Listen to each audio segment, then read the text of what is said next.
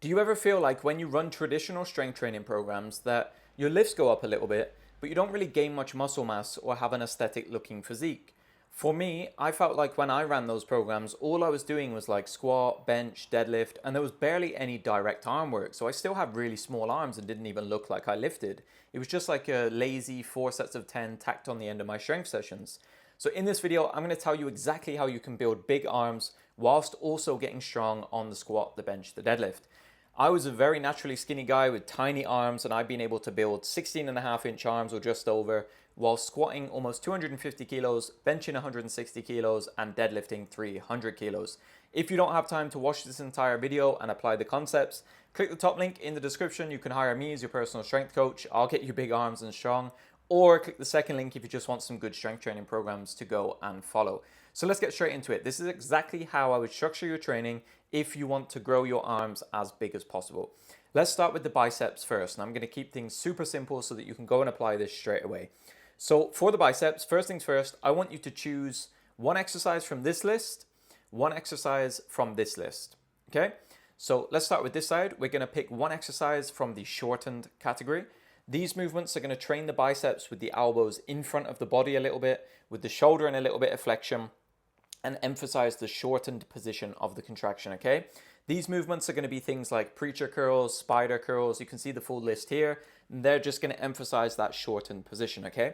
Now, to cover all bases, we're also going to pick a movement from this lengthened side. So that's going to be something that places the shoulder more in extension. We're going to have the elbow a little bit behind the body, more stretch on the bicep, like an incline dumbbell curl or a Bayesian cable curl, something like that, okay? Now, we can argue like about how important it is to train the biceps lengthened and shortened and stuff like that, but for me, it just makes sense to cover our bases, to train both positions for like equal and proportionate development of the biceps. Also, I think just some kind of variety is good just to enjoy training more, just to make sure we're hitting like all the fibers of the biceps. If you don't really care about that level of detail, literally just pick 2 bicep exercises that you like, something super basic like a dumbbell curl and maybe like an easy bar curl, and just stick to those and just use those ones, okay? So once you've got your 2 bicep exercises, then we need to choose our 2 tricep exercises. So again, I want you to choose 1 tricep exercise from this category and 1 tricep exercise from this category. On this side, we're going to choose movements where the elbow is tucked in close to the body. So something like a push down, a dip, like tricep push downs are usually my favorite, and I reserve the heavier stuff for like the strength portion of the program. Once you've got this movement, we're going to choose a movement where the elbows are closer to the head with the shoulder in a bit more flexion, and we're going to be doing an overhead based movement. So something like an overhead cable extension, a French press, a skull crusher, or something like that. And again, this variation just allows us to have equal, proportionate development of the entire muscle. We can argue like specifics of, oh, this study said this, and this guy said you don't need to train lengthened and shortened. But if we have all these options available to us, to me, it makes sense to just choose a bit of variation, train the muscles at different lengths, in different joint angles, different positions, but keep it super basic. 2 bicep exercises, 2 tricep exercises, job done. That's all you need to do, okay? Now, this part is really, really important. Once you've decided on your 4 exercises, so 2 for biceps, 2 for triceps, I want you to stick to them for the next 6 months, okay? And this is advice that you won't get from a lot of other like fitness channels. They'll tell you like, oh, do loads of different variation, like each block change out the exercises and stuff like this. And I used to do that when I was in your position, and I didn't really see much progress because I would run one like bicep curl, for example, for like a 6-week block. And when I finally started getting good at it, it was time to swap it out for something new. And I never really got significantly stronger at those lifts. And if there's one thing I want you to take from this video, if you want to get bigger, you need to get much stronger at these arm exercises. Like your bicep curls need to go up significantly over the years. Same with your push downs and stuff like that, or your bench press, for example. So pick exercises, stick to them for a very long time. So I want you to stick to these 4 movements for the next 6 months. And my main argument here is like, yeah, we can switch out movements when stuff starts getting boring or starts getting stale. But the problem is when you go from one arm exercise to another, yeah, you see some degree of like really quick progress straight away. But most of that is just neurological adaptations. You're like learning the new movement and adapting to the technique. It's not because you're growing new muscle, it's just a novel movement that you're just getting these really quick adaptations on. Like if I took you from doing like a low bar squat to like a front squat, your front squat would go up really quickly, but it doesn't necessarily mean that your quads grew a bunch. Hopefully that makes sense. So pick 4 movements, 2 biceps, two triceps, stick to them diligently for the next 6 months and just try to get super strong at them. This training doesn't need to be like really fun or loads of variation. We just need to keep hitting the same thing over and over again. It's like the bodybuilders with their boring chicken and rice. It's like the leanest guy is going to be the one who could just tolerate doing the boring stuff, the boring meals over and over again. Your arms are going to be biggest if you can just tolerate doing the good training over and over and getting super strong at those movements.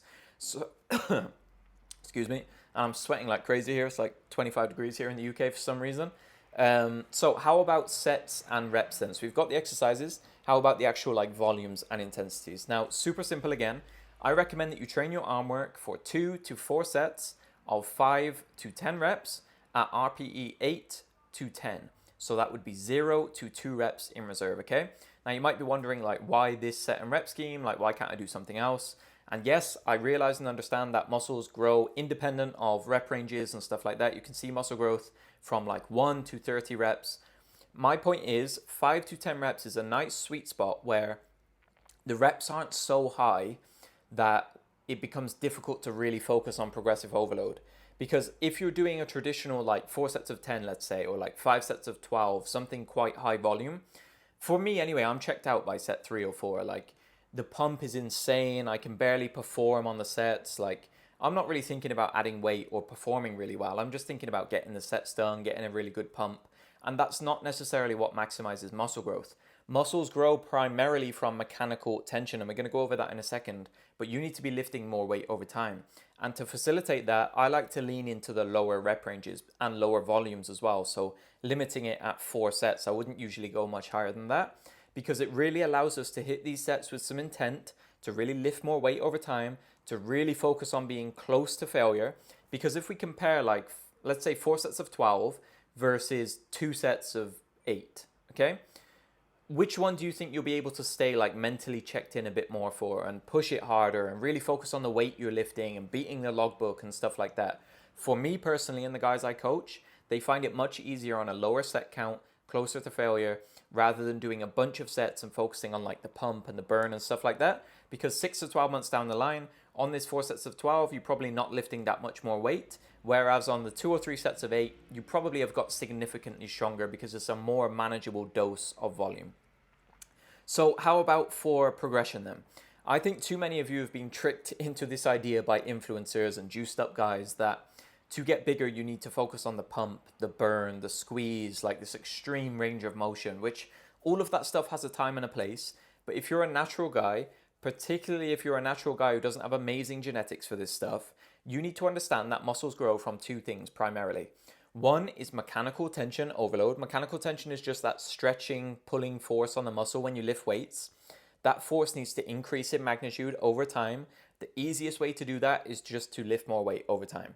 If you bicep curl 10 kilos on week 1, 20 kilos 6 months down the line, your biceps are going to be bigger, most likely. And then thing number 2 is proximity to failure. Most of our sets for bodybuilding need to be close to failure. We need to be within maybe 2 or 3 reps of failure. I think that's a pretty good guarantee. And something I do with my clients is I have them start their blocks at like RPE 8 or 9 on their curls, for example. End of the block, we might just push it all the way to failure, just so we can kind of ensure the intensity is there and I can kind of show them like this is how hard failure is, because some people are surprised that like actually they had like 5, 6, 7 reps left in the tank when they thought it was like RPE 8. So this is a good way to kind of standardize that, okay? So if we know that muscles grow primarily from mechanical tension and proximity to failure, then our main focus needs to be on lifting more weight over time, close to failure. It's that simple. Choose the movements that you like, 2 bicep, 2 tricep, 2 to 4 sets, 5 to 10 reps, somewhere in that range. If you prefer higher, go a bit higher. If not, stick with that range. And then just focus on lifting more weight over time, close to failure. So you might go in, you might do 3 sets of 8 on a spider curl, for example. Your goal is to add weight for that over time. So really obsess about beating the logbook. So I want you to log down like 3 sets of 8, you did 10 kilos today. Next time you want to try for 12 kilos. So maybe you do a set of 12, then you go back down to 10, 10. Then you go 12 kilos for 2 sets on the next week and 10 kilos for the last set. And we're going to keep rinsing this model for as long as we possibly can, pushing close to failure. And the boring truth that you need to hear is if you want big arms, you just need to do this approach for the next 5 to 10 years without really changing anything significantly. When the movements get really stale, really boring, yeah, maybe consider swapping them out, but that's as simple as it is. A few hard sets on bicep exercises, tricep exercises that you like and can progress long term. Lift more weight over time, close to failure, and your arms are going to grow, okay? One final thing I will say is that if you are running this kind of arm training setup and you feel like you're not making progress, very simple fix. If you feel a bit fatigued and like your arms are beat up and you're doing too much, scale it down, cut off a couple of sets, bring the RPE down. If on the opposite, you feel really well recovered, you feel like you're not doing enough, first thing I would do is look at your intensity. Are you actually pushing the RPE as hard as you think you are? And then second, I would increase the stimulus a little bit, okay? So add a couple sets, maybe increase the rep range or start actually pushing your sets harder, higher RPE. Simple as that, okay? Bonus tip, if you want to maximize the size of your arms as well, gain weight. I would recommend that you gain weight slowly, like half a kilo a month. Nice and slow, try and maximize your time in a calorie surplus. Pair that with this smart training and I promise you, you'll build a good set of arms and some strong lifts as well if you follow my other videos. Thank you so much for watching this video. If you found it helpful, then I have another video here that gives you a free training program. Again, if you just want me to do it for you, top link in the description to hire me as your coach. Second link, if you want some good strength training programs that also incorporate a lot of good arm training. Thank you so much for watching. I hope I helped you out. And until next time, I'll catch you in the next video.